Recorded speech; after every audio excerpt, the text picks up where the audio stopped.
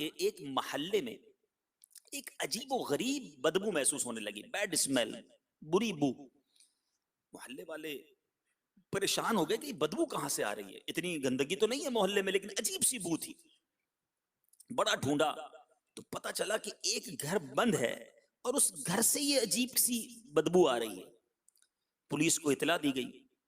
Police والوں نے لوگوں کی موجودگی میں اس کا تالا توڑا، اس گھر میں داخل ہو گئے. جب گھر میں داخل ہوئے تو سب کے رونگٹے کھڑے ہو گئے. عجیب و غریب دہشتناک منظر سامنے تھا کہ وہاں چارپائی پر ایک نوجوان آدمی کی لاش پڑی ہوئی تھی اور اس کے بعض حصے گل سڑ چکے تھے اور ان میں کیڑے رینگ رہے تھے، یعنی اس کی لاش کے اندر کیڑے رینگ رہے تھے. یہ منظر دیکھ کر بچوں سمیت کئی افراد تو بے ہوش ہو گئے، دیکھ ہی نہیں سکے یہ منظر. اب تحقیق کی تو پتا چلا کہ یہ نوجوان محنت مزدوری کرنے کے لیے اس علاقے میں آیا تھا. کرائے کے مکان میں رہائش پذیر تھا اور بعض جواریوں سے اس کی دوستی تھی، جوا کھیلنے والوں سے. ایک دن یہ نوجوان اپنے دوستوں سے جوئے میں بہت ساری رقم جیت گیا. اب ہارے ہوئے جواری نے اب دیکھا کہ اتنے سارے پیسے جیت گیا ہے تو اپنی رقم اس سے واپس لینے کے لیے، اس کو رقم لوٹنے کے لیے اس کے گلے میں پھندا ڈالا، پھندے کو کسا، بجلی کے کرنٹ لگائے اور آخر کار اپنے اس دوست کو قتل کر دیا، موت کے گھاٹ اتار دیا اور اس کی لاش کو ایسے ہی گھر میں چھوڑ کر باہر تالا لگا کر فرار ہو گئے اور پھر اس کی لاش گل سڑ گئی. سوچئے میرے میٹھے اسلامی بھائی، کیسا دہشتناک واقعہ ہے. اللہ مجھے اور آپ کو بری موت سے بچائے، ایمان والی، عافیت والی. اے کاش روزے کے عالم میں مدینہ منورہ میں دیدار مصطفیٰ صلی اللہ تعالی علیہ وسلم کرتے ہوئے جمعے کے روز شہادت کی موت عطا فرمائے، جنت البقیع میں مدفن عطا فرمائے.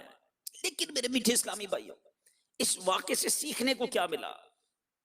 صحبت، دوستی، تعلق کس کے ساتھ ہے؟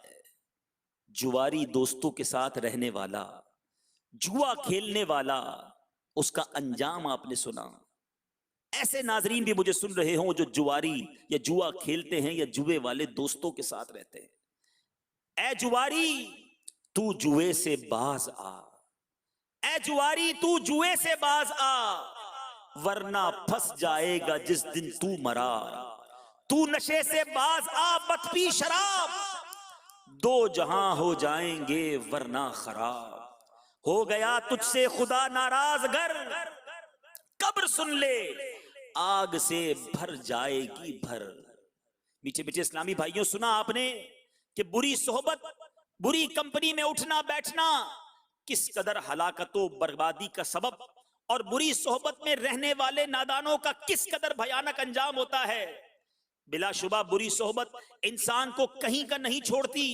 برے لوگوں کی صحبت میں بیٹھنا گویا آفتوں، بلاؤں اور مصیبتوں کے دروازے کھول دیتا ہے. بسا اوقات یہی برے دوست اپنے فائدے کی خاطر اپنے ہی ساتھیوں کے جانی دشمن بن کر ان سے جینے کا حق چھین لیتے ہیں اور انتہائی اذیت کے بعد موت کے گھاٹ اتار دیتے ہیں. اور یوں برے دوستوں کی صحبت میں رہنے والے معاشرے میں نشان عبرت بن جاتے ہیں. ابھی ہم نے جواریوں کی صحبت میں رہنے والے شخص کی عبرتناک موت کی حکایت سنی.